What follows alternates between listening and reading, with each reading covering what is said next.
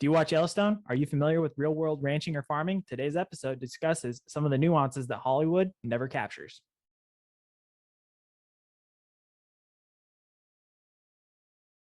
Welcome to Hashknife Hangouts. I'm Calen. With me is my co-host and father, Brandon. Please, for newcomers, like, comment, and subscribe. It took me 3 takes to say that sentence, so we're moving on.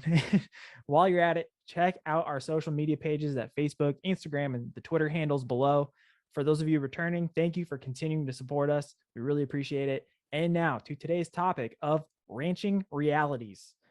First, we will say ranching a lot, but please note that it also applies similarly to farming as well. Not entirely, but very similarly. Also, we will reference the hit show Yellowstone, written by Texas cowboy Taylor Sheridan. He recently also purchased the famous Quad 6 Ranch, or the 6666 Ranch, or 4 6s Ranch, however you want to say it. But I didn't know that. 4 6s, huh? He did, yeah. He purchased that, but he's worked on that ranch before, and that's why I say part of the reason why Yellowstone is so good in terms of the lifestyle that we've talked about in our reviews is because he's lived that lifestyle. Yeah. And Hollywood has been very, very good to him, though. Yes. Apparently. Now, again, I think he does a great job with what he has written and everything, but obviously film has to do some things to get an enthralling grasp for an audience. We've discussed our review of the Yellowstone series before. I'll put a link above, but that is not what today's discussion will be. What we will talk about is the perceptions created because of either convenience, time restraints, or just plain storyline. Instead of what is portrayed, we will cover how Hollywood's overall depictions are actually experienced and conducted when ranching for real. As a recap of our review of Yellowstone, using it as a springboard, and I'm using Yellowstone because everybody's familiar with it. So if we had some other show, I'd use that. But again, using that as a springboard, we said the cowboying portion was wholly inaccurate. Also, of course, the violence and just the dramatization of a lot of things. But the portrayal of the lifestyle while fighting outside influences was very close to reality, because there are some of those outside influences that are very difficult. And it's not even necessarily a person or an organization. It's the financial outside influence, such as higher property taxes and stuff like that. I will turn it over for my father for some of his initial comments before we go down the list of things to discuss, but that's kind of where I wanted to start. So with that, that's you, Dad. I was listening to Flint Rasmussen. Yeah. He's a really famous bullfighter, rodeo clown, whatever you want to call it, from one generation to the next. I wouldn't consider him a fighter. I don't think he's really done real fighting. He's always just been the entertainer, so he's technically a clown. A clown, yeah. I agree. Yeah. One of the things that he said, and he was talking exactly about the same thing, because he's up from this country. Yep. And around the Shoto area, and he said the paradox of that show, while he was watching an episode of it and hearing Kevin Costner talking about, as John Dutton, that he's fighting against all of these things to come in and destroy a lifestyle and change the culture, and the encroachment of developments, the whole storyline. And he says, I'll fight and do everything I can to stop it. The irony to that is, and Flint's exactly right. Is it Kevin Costner saying that? Kevin Costner saying that. Yeah. And the very story, the whole thing is doing exactly that to us in real time. Yeah. And he's promoting that because of, and I understand the guy's making a living, and that's his craft. Yeah. But the irony to that is so freaking thick and rich and not tasty that, well, and I do want to, I think it is interesting because he made a great movie with Dances with Wolves, with the Native Americans. And it's very, very accurate, especially the way it was portrayed. And what's funny is you're looking at the modern day Dances with Wolves, really. And that's exactly what it is. The rancher is the Native American, and the United States cavalry and homesteaders are the outside influences. So right. I wholeheartedly agree. I've thought the same thing. It's funny that Kevin Costner is the guy that's saying that. But because he has been a real ambassador, I think, between the natives and modern culture, with a lot of, I think, at least understanding and I think he's been accepted by a lot of the native groups as well because of, I mean, he's taking the time to listen. Well, probably more so the Lakota, because they really put a real hammer down on the Mohawks and the Cree and But moving on, not a lot of them left. The hammer's so heavy. Well, you can go down a whole. This is a better historical conversation, but for rambling. Really is. But moving on, what we will cover is I've got a quick thing. I'll just lay it out and then we'll start with the top one: clothing, finances, land management, animal care, ranch maintenance. We'll dive into that one, and then kind of just the reality of what things actually look like, and then how things are run. So starting off, clothing on the show. And again, we're using this as a springboard because everybody's familiar with it. On the show, very rarely do they change outfits. It's very much the same outfit all the time, or very similar outfits, right? Or clothing is how I should say it. They act as though even though it's late fall or early spring, they're always wearing the same stuff. Well, it's probably because they film on the dude ranch that they do it at for 2 weeks out of the year. The problem with that is the clothing is different. You are bundled up in bibs. For example, mom and dad were out feeding today, and I saw mom was all sorts of bundled up, and by no means, I love my mother, but was she attractive for a movie? No, not at all. Yeah, dad will always say that, but the thing is, like, this is my point. Clothing in general on that show, it doesn't portray the reality of the ranch, which is what this episode's supposed to be. That you change with the weather, and when you're out there in the summertime, you've got short sleeves on, or for me, I wear long sleeves pretty much all year long. But what I'll wear long sleeve tees, because I'm trying to stay, keep the sun from hitting us, because people don't also realize Montana goes from 70 below all the way to 110 in the summertime. So there's a big difference in temperature, and you have to wear the appropriate attire for the appropriate season. Otherwise, it may eat you alive.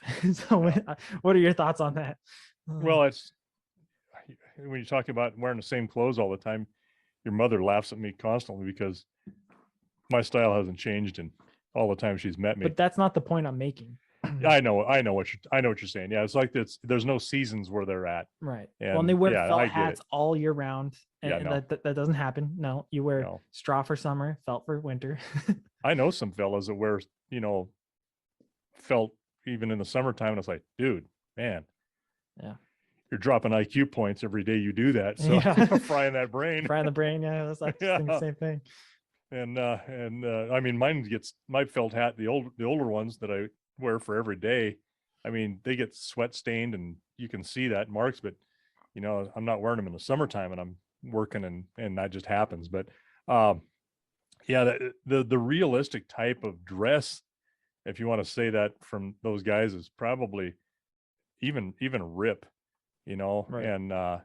And Forey Smith, who I think is also a Montanan. Spent some time up here. Oh, well, I don't know if he's Montana, maybe Idaho. I shouldn't say that. He's definitely been in the rodeo world and all over this country, and where he's actually lived. That's something I thought was really close in here. Anyway, they're not changing with seasons or not having seasons, but people don't notice that. I mean, the viewer who doesn't really know about ranching, that's irrelevant. And I think the storyline follows that. It's like, we don't have to have something like that. And maybe they will. Maybe they'll have a wintertime scene someday. I don't know. Well, season 4 just came out and I didn't see it. I pre-ordered the season because I'm curious. And now that I've gotten sucked in, I'm curious to see what it looks like, but I doubt it. I can't wait to receive that in the mail from you, because I do like the story. Yeah. Well, that's it's awesome. We talked about it, but I think that's the point is, even in the wintertime, you normally wear a cowboy hat. Are there times where you have to pull out the rabbit, Russian hat to cover your ears and stuff? Yeah, absolutely. Last week I did. I had that booger on, and it was, it was brutal. It was cold. Well, my hands were just frozen. What's interesting too, though, is they are on where it's filmed is the western side of the state, on the western side of the range, the mountain range, where it actually doesn't normally get that cold. Yeah, it's more temperate over there. Even Paradise Valley, you could probably get away with not having to do that. But once you get past the mountains where we're at, it gets miserably cold. So the dress and the clothing change, it's a reality. And that's why I say, it's the convenience of the film of, people they're not going to recognize that. They're not going to Right. be like, oh, where is that? Except for somebody like us who says, hey, there's other seasons than that. Because there is. I want to see what their dress is like in a scene where they're doing some extended outdoor work in the snow or Right. cold weather. That Paradise Valley, I mean, that wind can howl up that bad boy too. And that's the thing. I think the temperature is probably mild or moderate, or at least temperate, like you said, but it's that wind that'll get you. Oh man, I think Dad's losing. And I can take a lot of cold. I mean, you can too. I think all of us can. But yeah, kind of coming out. Damn it. Anyway, that's okay. You can take a lot of cold. I mean, a lot of cold. I've been out, 30, 35 below ambient, calm, dead calm weather. And it's really it's a neat phenomenon. Your body, how it responds, your breath, the air, everything. But when you get a 5-mile-an-hour wind in a 30, 35 below condition, that can be life-threatening. And it hurts. It hurts a lot. I think that's exactly it. It hurts. And that's why people, even around here, it gets cold in Kentucky. But we were like 10 above the other day, and it really wasn't that bad because there's no wind around here.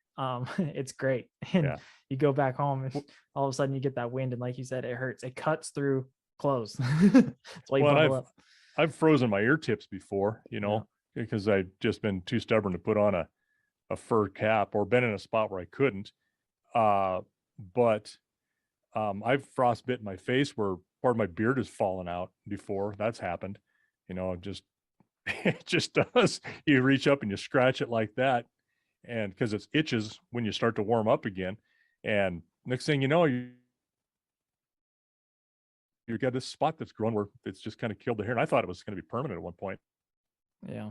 The next thing I want to discuss. Reality, oh, sorry. Yeah, you're cutting in and out, but we're gonna keep moving as much as we can. The finances. So I think it was the first season, they talked about how, this ranch has been losing money the last 3 years, and I mean it's accurate. But they just discuss it. They just kind of gloss over it throughout the process, throughout the seasons. And what I want to explain to people is that finances are very much a serious thing. It's not just glossed over. It's a subject that is constantly analyzed. It's constantly relooked at. It's it's in every operational sense of the ranching every single minute of the day. It's not just something that you look at when it's convenient. So it's something that I wish they would put more into it if they were to be real about ranching and less about drama. But it's not a documentary. It's an entertainment source. So I get it. But finances are very much, I mean, almost every day you're looking, okay, I used up a bale that goes, this is so much money that I'm using up, and this is how I support it through that, this and that. Yeah. And I mean, the difference I think in that is they're losing money, but they might have an operating account, call it whatever it is, or checking account, savings account, however you want to call it, for their business, that might have, high 6 figures in it. Well, yeah, you can operate for a while on that, but eventually, if you keep losing money, you are going to go broke, and you got to do something different. And that's the way everybody runs. But the way they portray that isn't like that they're doing that where they're counting bales, like you say, and counting the number of days and hoping, okay, it's going to start warming up in mid to end of March. Let's see, I won't have to feed quite as heavy as I did unless we have a storm, then I'll do that. I mean, they're not making those calculations.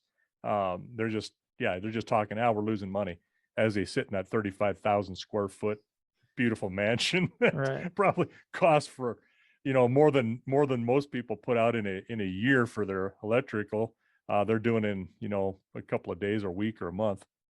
But there are some unrealistic portrayals there. That's the problem with it is, we see it, and does it make a big difference? Not really, except that it gives a consumer of what we produce for in real life an idea that we've got that high six figure operating account, and we don't, and most people don't. So I mean, there's a real impression that takes place there, I think, and it's a kind of a social engineering thing that, hey, you got a rancher cow, you're doing just fine. And no wonder, because we're paying $25 a pound for a rib steak over the counter, not in the restaurant, but over the counter. And that is not what's going on. So, Right. it does give some false impressions. Yeah. Impressions, assumptions, which we'll also have a episode I was prepping for today on various assumptions about farming and ranching. But the other thing was land management. So there's, in the series, it talks about, or at least depicts, going out, doing some things. For example, one summer they spend out with the cattle. They're at like the chuck wagon is how they kind of say it. And they're doing kind of the old school version of letting them roam and graze, and you kind of move with the herd. But what the show does not depict and illustrate is the rotation of herds. Normally there's one or two herds typically, because heifers aren't always getting bred like us. We've got a small stock that has to stay away from bulls. So you have to manage the various herds. But on top of that, it's managing the land. More importantly, you can't just use the same ground all year round. Otherwise it destroys that ground. So the part that also, and I think it's a detail that's just simply glossed over because of, again, sake of time, but that's why I wanted to bring it up, is rotating the animals, whether it be horses or cows, in order to properly manage that land and take care of it so that it actually continues to sustain the ranch throughout the future, not just for that year, because you got to look for the future too. You can't just use it for that year. So I thought that was something to discuss as well. Well, yeah, they really don't have any management practices. You're right. It's like old school, which we found that if you rest rotate, and they've known that, for years and years, but some people are in the spot where they got to use everything they have year round to be able to make it. And that's not good. You're running, say, 300 head of cattle, and you should probably be running 250 or 2.25, but you're trying to make that margin. And we've found over the years that, rest rotation, letting those animals graze only a specific spot, then moving them again is optimum, and then letting some of that ground rest. And that's something that, frankly, I'm a little concerned about with what we've got with our winter pasture this year, because of the things, which you don't see on Yellowstone. You don't see this bind that you're in. And so I've been hoping for snowfall and snow to cover and freeze the ground so the cows don't tear it up where I'm feeding. And there's another concern, that you're watching your ground, not necessarily the animals. You're watching your animals on top of it every day, but that other concern is what are we doing? What's happening to this unfrozen ground with no vegetation on it, or limited vegetation where I'm feeding at? And that's a big deal. Well, and I think you're also bringing up something else that it's a further detail of that, is when you're managing the ground and you're trying to take care of it properly, you're looking at it, okay, I'm trying not to just break it down to just dirt, but then there's also the repercussion of doing that in case that does happen, which is weeds, which is then therefore a further expenditure of energy, of finances that we've already covered. And that is, you start getting weeds, and okay, now I have to eradicate the weeds so that the grasses can regrow. And maybe even worst case scenario, you have to try and fertilize that area with seed of some sort for the grass that you need to plant in that area. So more energy, more money to try and keep that going. So it's best to try and make sure to take care of that ground in the first place than try to make up for it, like what you're talking about. Yeah. Well, and that takes away from time to do something else too. And I guess that, when you're looking at the difference between a place like they're portraying on Yellowstone, they're managing people and politics. We're managing, ground, grass, and water, and animals. But yeah, I don't see them manage much. There's been a few snippets there where they pulled that, 2-week-old, 3-week-old calf, or they're gathering horses off of that area where, I don't remember where it was it on the reservation or something. I don't remember. It was there's like a rancher that killed himself because of the bank That's and stuff. Right. Yeah. That's It's right. off his place, but which that's happened. That's realistic, but Yeah. so they don't manage a lot of things like that, or they're trying to manage, guys dumping clover laced Yeah. hay bales out of some airplanes. That's kind of goofy stuff like that. Anyway, yeah, I wish, of course, there's other things that I think we've probably watched that we don't know a lot about, that are portrayed in a certain way that's like, that's not true, Right. and we don't know any different. Well, it's like military movies. Brayden has told me I can't watch military movies with him anymore because I ruin them. So yeah. Well, and you take a look at a really popular one, like one called The Deadliest Catch. That really intrigues me, what they do there, how they're doing that. But that isn't exactly what goes on right. Yeah. on a fishing boat when they're out crabbing. Well, again, for sake of time or Right. or dramatization, they either cut things out, or I'm sure they tell guys, hey, let's stage this. Nobody's ever going to know outside the fishing community. Let's just say this because it's going to add to the drama. I'm like, okay. Well, and take a look at a place like ours. The storyline would not be very exciting because you don't have the protagonist and antagonist. And that's the heart of most stories, whether they're written or, a verbal history or, modern television. The most you might get is somebody coming through and, an unfriendly neighbor, which normally doesn't happen, but it does. That would be the most big thing. Or you get a random person coming in to steal an animal, right? And then you hunt them down. You beat them to a pulp. Like, yeah, taking your hay. Yeah. All right. The next one, which you actually kind of talked about already, but I think it's something that they don't really go into. I don't know, a long duration of a scene or anything, but that's the animal care. There's a long calving season, then and it's not even that long, but it's 45 days, maybe 60 days, and that's over time. At the end, dad becomes a zombie and just trying to get through to the end to his last ones. And then there's fixing cuts or injuries the animals somehow find. And then of course predator control. That's all still part of animal control or animal care. But getting through those long calving seasons, any injuries or cuts that happen at any time of the year, and typically it's when it's the most inconvenient, because that's normally how it works.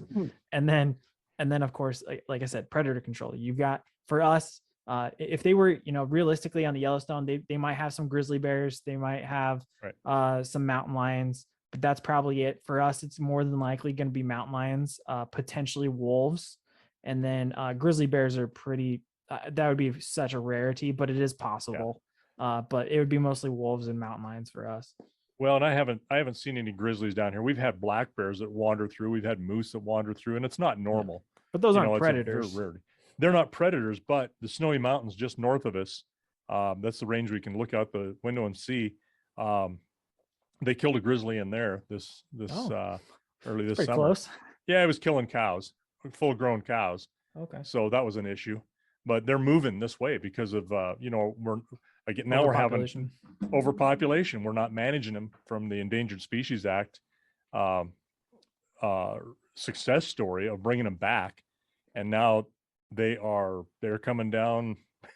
Well, and places where they have historically been. When Lewis and Clark were here coming through, there were grizzly bears out here. Well, Hugh Glass was attacked by the stupid. Here, talk about inaccuracies of Hollywood.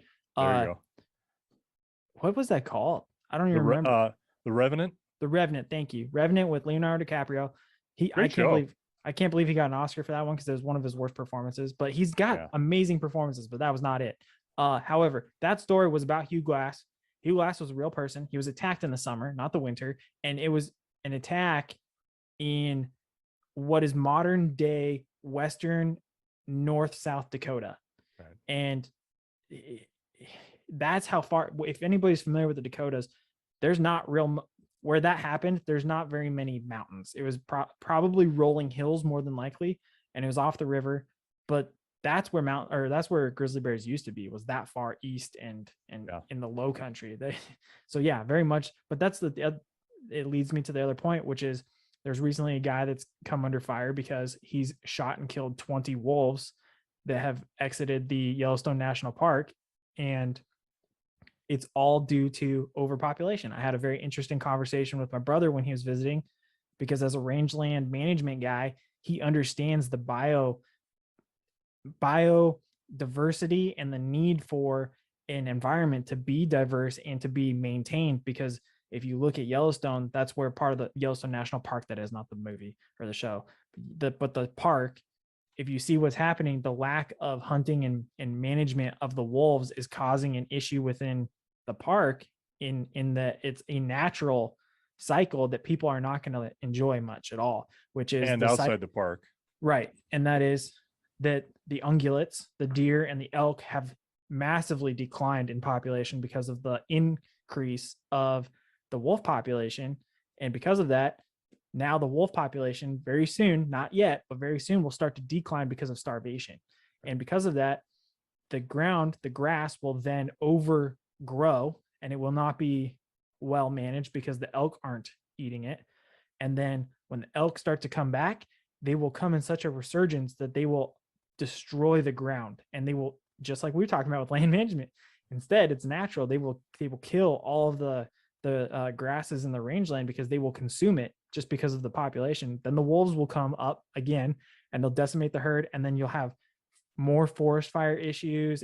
There's a lot to this than just, oh, I'm out to kill predators. There's something that's pretty important to the economic or the biodiversity and the biosphere of that area. It's not just for going out there and being a cold-blooded killer.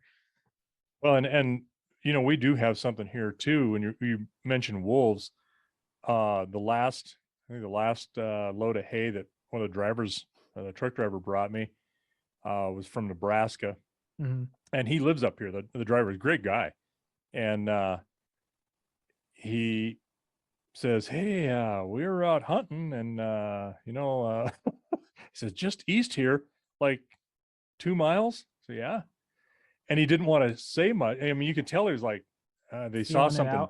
Yeah, feeling it out is a good way to put it. And he goes, "You know, we saw a wolf." He said, "Did you know that you got wolves around here?" And we're sure it was. We know it was a wolf. Yeah, he said, "My son's got a wolf tag." 15, 20 years.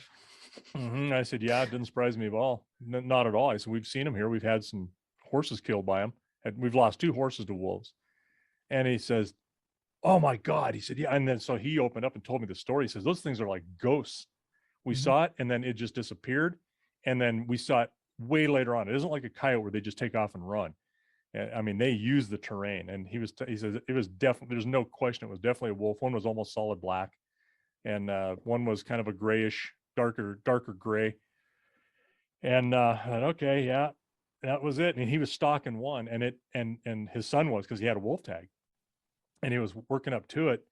And what he didn't see behind him was the black one, and it was kind of working his way around and just kind of watching him. And he said it was the eeriest thing watching that, but he said it definitely wolves. And he said ultimately they didn't get one because it either saw him or smelled him or something, and he was, took off and hit a little bit of a, like a coulee, not a deep coulee, but just some terrain.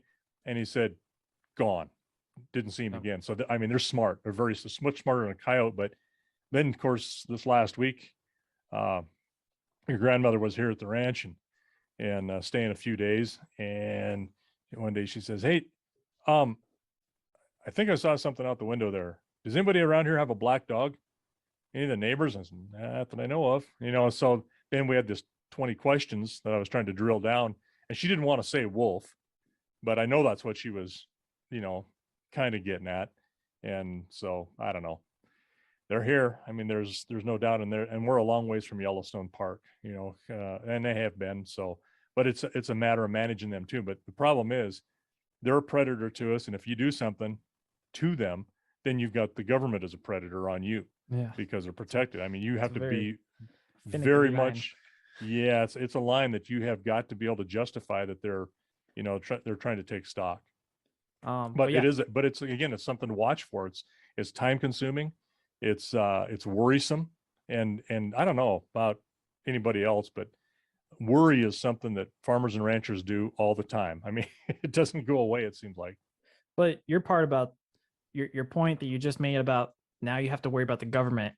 That part, I actually think they did a good job of explaining that in Yellowstone when the two tourists, he came across the two tourists, they fell and died, and he turned Right. and Rip turned around and saw the grizzly bear and he ended up shooting it.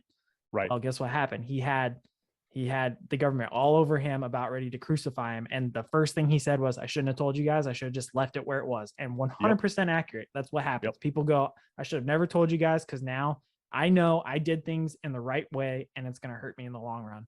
Yep. Trying to be with integrity, tell people what's going on, and it ends up biting you. And that's where, you kind of end up making, you make a criminal out of somebody who may or may not be innocent. Well, and there was a side part to that story too, I think, where somebody was kind of suppressing a little evidence. They were. That was part of the dramatization. But yeah, but you know what? The unfortunate part is the further away that you are from the local level, your local sheriff may not do that. Your local game warden may not do that. But when you start working in with federal people who don't have to live around you and don't have to understand your lifestyle, what they want to do is they want to make a conviction, and they'll do what it takes to do it. I've seen that play out in real time. Yeah. No, it's unfortunate, but it has happened, and it's not right. One last thing about the animal care, kind of the fixing cuts and injuries that we talked about. That's very much a thing where we've done it.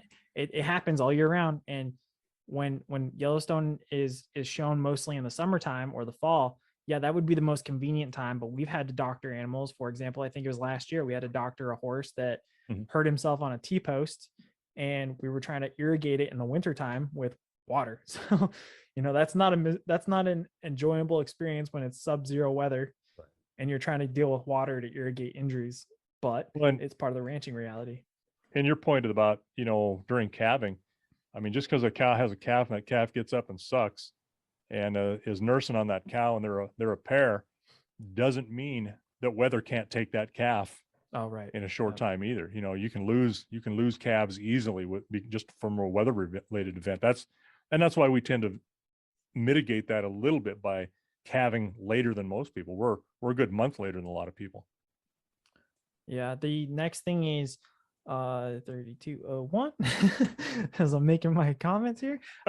Ranch maintenance. So there's fencing, equipment repair, you're fabricating things all the time, and then we've got scrap yards. So starting with fencing, Yellowstone does show them doing some fence work throughout the show, but that's normally a catalyst to a further scene or something that an action that happens. But there's a lot of it shown in Yellowstone where it's a whole lot of talking and a whole lot of not doing the work itself. And when you're out there doing fencing and you're actually producing a fence or tearing down a fence and replacing it, you are constantly moving. Everybody's got a task, everybody's got a purpose, and everybody's synchronized mostly on what to do. So, hey, we're going to tear these down, and you got somebody pulling stuff off and loosening wires and dropping it and then rolling it all up while the next crew or the next part of the group is transitioning to the next piece of the puzzle, which is you're starting to string out those wires, get the clips ready, get everything set so you can just put it up, because what normally happens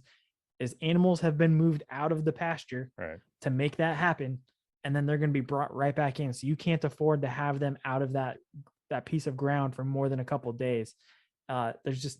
It's a whole lot, like I said, a whole lot less talking and a whole lot more working on the reality side. Hey, we got to get this done. This is a project. Let's go. Time is money. Well, it depends on where your pastures are and what you're doing too. We may have some of those where we got a couple months to do it because they're at a summer pasture or, managed in a different part of the place. But some of the fencing that I watched them do on Yellowstone, I'd have got ran off if I made a fence like that. Good God, what are they doing? I mean, third graders would make a better fence than what those guys were doing. So, but there is some of that where if you get injured yourself while you're fencing. I can remember one particular day when you had demoed a half a mile of fence, and then you and I were putting it back in. And that's another thing too, is it was a half mile of fence by myself. That wasn't just over the course of a day. Like, it takes time, right. And if you have especially when you're by yourself. Yeah. But if you have a crew, people they got to get that out of the way before you can even start. Yeah. Yep. And you typically demo the whole thing. Everything's done. It's like you're starting from scratch. Right. That's the most efficient way to do it. So you're not stepping over, climbing through, getting tripped up on, and it's cleaned up, it's done. But I remember pounding posts on that line, and we're pounding hard, and trying to get these things in and going through some rock, and I lifted that thing up too high and hit myself on the noggin with post pounder. And yeah, your sympathy went a long way at the time, because I didn't think it was that serious, but then afterwards it's like, I felt really bad. That's when like when I stopped saying things, I'm like, yeah, I kind of felt bad, so just shut up. Well, just to let people know, I went through my hat, hit this thing, because I'm pulling down with everything I had, and I've got like 200 whacks into this steel post, trying to jar my way and get through this rock with a steel post, and lifted too high, went past the reason why there are white spots or yellow spots or green spots or something discolored on the top of a post isn't for viewing pleasure. Right. That is an indicator that, hey, you're getting to the top of the post when you're pounding and you're looking at that and you're dropping down. You start to see that you're lifting too high. Well, I picked that up and missed my fulcrum right over on the head. Yeah, I just busted myself on the top of the head, and I knew it. I went, crap. I went, okay, this is a scalp wound. This is going to bleed. So I bent over, and blood starts pouring out, and he's down. You're down the fence line a little bit and sees me stop and says, "What's the matter, warrior princess?" I heard that out of your smart mouth. So it quit bleeding after a while and went back to work. Yeah. But anyhow, that's reality of fencing. That's reality of it. I mean, the other thing, stupidity. I just did something dumb. Yeah. But the other part of ranch maintenance is equipment repair. Things break down, man. In Yellowstone, everything seems to work perfectly all the time for whatever reason, including the helicopter. I'm here to tell you. Repair on equipment, it happens constantly. It never stops. It's always going. And so something breaks down, you got to, even if it's something minor, guess what? Pulling it into the shop, especially if it's wintertime, because again, this doesn't happen during the summertime or sometime convenient. It's always when it's miserably cold. So you're gritting in either seems like it. Coveralls, bibs, and going underneath the snow to get it done, or you're trying to drag it into the shop to get it thawed, and it's a process. Things get broken and you have to fix them. Well, sometimes they'll break and you can kind of get by with it until, because you need it, so you just band-aid it until you can get through a certain, like hay. And when we're putting in hay, I got to have that tractor run. I don't want to have a truck driver show up and you got all of a sudden half a load of hay done and you can't get him unloaded. Oh my God, what a nightmare. Right. So you baby things, you treat it gently, because what we have is older stuff. We don't have brand new stuff like they have in Yellowstone. Most people don't. And so you make it work. And if it's some minor thing that's needs some attention, okay, I'm gonna get this truck unloaded and we'll have a week before the next one comes in, or 3 days, or whatever it is, and you fix it so that you can be done and fixed before they come back, so that you're not putting them out as well, and you're not putting yourself in a spot where you got to have that thing to get some cattle fed. That'd be bad. Well, I mean, it goes to the next point too. Sometimes you have to fabricate things. There's some. I haven't yet to see a scene where they're in a shop where there's a bunch of tools or anything. Now that I'm thinking about it, that just came to mind. But there's no shop. Everybody has a shop. Everybody that I know has some sort of shed shop, some sort of enclosed space where they have tools, they have things that they can try and piece together, fix, band-aid, like you said. Sometimes it's not just making a whole new part, but sometimes it's just band-aiding together, taking a small piece of scrap, which that's the next thing, scrap yards. We've got scrap yards. They don't have them in Yellowstone. But like you take it and you're welding a piece of metal together to get piece A and piece B to be back to one piece, which is piece C. Or how about fabricating a tool, making a tool so that you can tear something apart or repair it or band-aid it. I mean, we've done that plenty of times, I mean, necessity just dictates that you do that. But the part of the problem with Yellowstone not having to have repairs like that is everything is freaking brand new. Yeah. Every trailer, I mean, everything is in pristine. I mean, that's not realistic. If you got something pristine, it's not going to be pristine very long. A real place. Not if it's getting worked.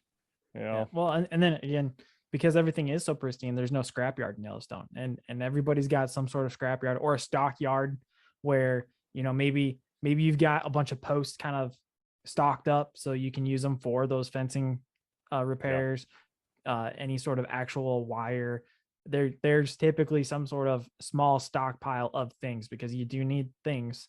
And like we say scrapyard, but pieces of metal that can be used for other purposes that you don't need them for anymore.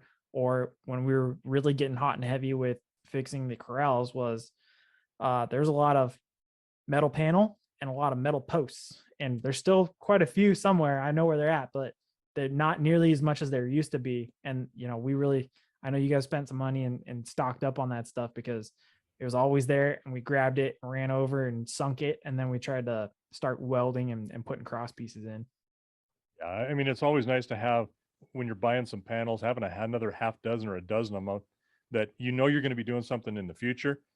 Let's buy them all at once, try to get a better price on them, and then take care of them until you can get them put up where you need them. God, your mother's, we've talked about this before, she's nutty about fencing supplies, Yeah. which has always come in handy. I mean, we've demoed fence. We got some old posts, and some of them are not usable anymore. They go to the scrap pile, or not the scrap pile. They may go to a recycler. We'll take them into town and get rid of them. But there's plenty of them that are still in good shape that you can use somewhere else, and we do. You never know when you're going to need that kind of stuff, and it happens. So, we got some leased ground talking about, where animals go. We have some ground where we can have 50 pairs on it, and we take 50 pairs, but you can't do a lot with the corrals that are there. And so we've kind of, scrapped together what we've got and got their permission to use it. And we do okay with it. It works, but it is not something that you would want to have long term. And we'll use it as we can, like we can, and we just keep going. Well, that also, we kind of inadvertently went into this subject, but I think it's important, because this particular show is filmed on you can look at the link above. It's on a dude ranch, not a working ranch. And there's a big difference. We're a working ranch, so things aren't pretty.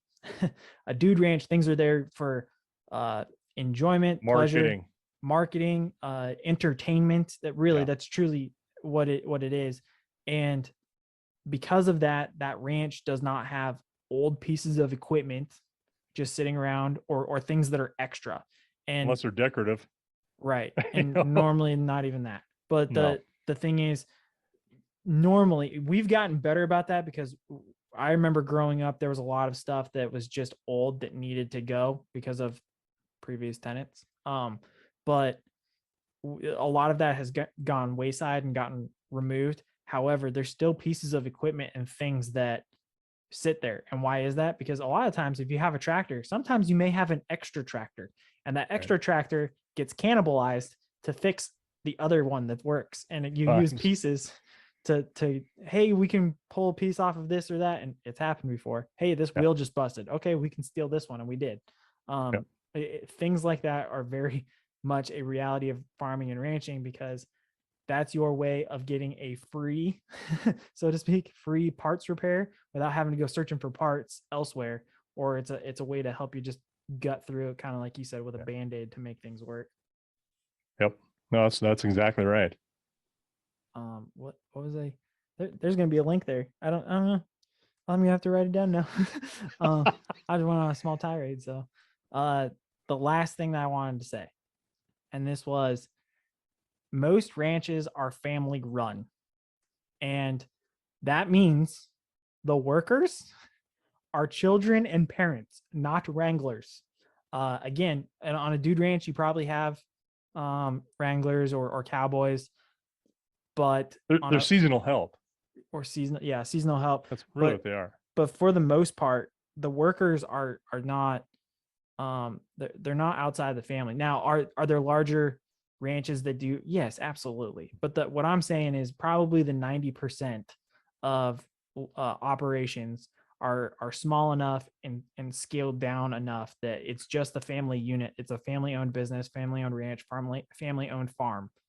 It's not reliant upon outside employees to help sustain it. And it's funny because people will say, hey, your family has a ranch. I'm like, yeah, my family does have a ranch. So, my dad works it and everything. Oh, how many hens do you have? I'm like, him.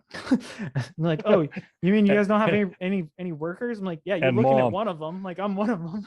Yeah, and mom. Yeah. But like it's there's no outside help really unless you need it. And then in that case, it's more of like you're reaching out to mom. Hey, you know any good high school kids that we could pay them a day's work to help us out? But yeah, we've done that plenty. But and then, you can't really count branding and shipping, that kind of stuff. That people will help each other. But that's not something you're not hiring somebody year round just to do that. So that's an event that most people want to be part of. It's a little different. Larger places, I think, that have a large family, and I think of some like in the Midwest where they've got large places with a lot of say corn, and or they have a large feedlot, something like that, or a combination, and they've got a large family. They may be incorporated at that point, and I'm probably are if they're smart, and everybody is a stakeholder in it, but they're still family owned. It's still everybody is part of the family who does the work on that. Yeah, most places where we're at, they're lucky to have a hired man, one or two at the most. Not very often do they have more than that. Generally, you may hire some help seasonally. Again, some of the big farms where they need some tractor work, and they may hire somebody from spring till fall, and then they're off for the winter time. So again, that's a seasonal kind of thing, but again, not family, but not very many of them. Well, and to further that point, there's no bunkhouse, there's no day workers. They show, I think it's the second season or something, where they had the one black cowboy come in, and they just called him cowboy, and he was working his way as a day worker from Montana down to Texas. And for even, I think the quad 6, I think part of it is a using ranch, but a large portion of it is now a dude ranch, if I remember correctly. I need to double check. I don't know. The 4.6s was a very, very famous place, but it's also in a long time. So I was trying to do some research for it and prep for a future episode that we're going to talk about, but it's now in 2 or 3 different sections, and they're not contiguous. There's like 100 miles between at least 2 sections. Yeah. And I'm talking sections. I'm talking like multiple actual acreage sections. I'm talking like groups. Right. But the day workers there are those are probably for the working part, or maybe a couple that are actually personable that they'll put with customers and say, hey, we're going to go out for a ride today, come with us, and they'll do that. But day workers for the family run portion that we're trying to talk about, that's not really a thing. There's no bunkhouse. If you do have a worker like you're talking about, they go home to their own family at the end of the day. They're not a cowboy living on the place. The only people taking care of it are the actual owners or those who manage it. Well, there's still some places that have an old house that they can, but those places are fewer and fewer between too, and they need that or have had that and had to maintain that in order to get somebody to be there. Where their housing is free, but they're not paid that much either. I mean, they're also getting a half a beef or a beef a year as part of their their package for work. But I've done plenty of day work, especially in the fall, when I was younger, much younger, teenager, where everybody's they're trying to get their shipping done. They're trying to get everybody preg tested and vaccinated. I mean, but I lived at home, and then you're working for them for a week or something, and then you're going to somewhere else. So more locally, but still it's the same idea. You're there for that fall time when you're doing day work from them, or for them for a short time, and several guys doing the same thing. Yeah. No, or the old man farms you out to go help somebody, and then you're not getting paid at all. Right. That's more like hey, I'll give you a favor because you're going to owe me in a little bit. Yeah. Yep. That's how that works. Yeah. That's a handshake deal right there. Yep. And you ain't part of the handshake either. No. You're just the labor in between. No. But yeah, that's what I've got with Ranching Realities. Again, I do enjoy Yellowstone. I think Dad does too, for the most part. Now is the dramatization thing. Yeah. It kind of gets on my nerves because now I have to answer questions, in my opinion, stupid questions, but it's people that just don't know, really, is what it is. And while it irritates me, what really irritates me the most is that people are moving to Montana because of this, and I don't like that. But hey, you know what? Do you just don't mess with my state and the way it lives? But anyway, that's the thing that I want to do, is just kind of show some of the realities of of ranching and farming compared to what Hollywood doesn't necessarily depict, because that's the new that's the new Western show. The new Western movie is to kind of depict a certain way of life that really doesn't exist. It does to very few people, but it's just, it's not quite that way. And there's some nuances there, like wearing the right clothes at the right time, some getting dirty, taking care of the right things, the things that aren't so appealing, such as, dirty stockyards and stuff like that. So yeah, that's kind of it. So I'll kind of give it to Dad with the last comments. Well, and it doesn't show. I think we've actually got a video of your mother dragging a harrow to spread around cow poop, and and kind of increase the viability of the grass under it. I mean, you're not going to see that on Yellowstone, I'm sure, not from one of the main characters anyway. And so it's a good thing though that some of these people are asking you questions, at least. Say, hey, because they're wanting to know, is this really real? I think is really what they're probably getting at. And I mean, that's a good thing. I'm glad that they're at least doing that and that you can answer the questions. So love it when people make comments on our stuff and our videos. I like to get back to you. It's the way we can pay you back, because we know we can't pay you much, but we can thank you until you're better paid.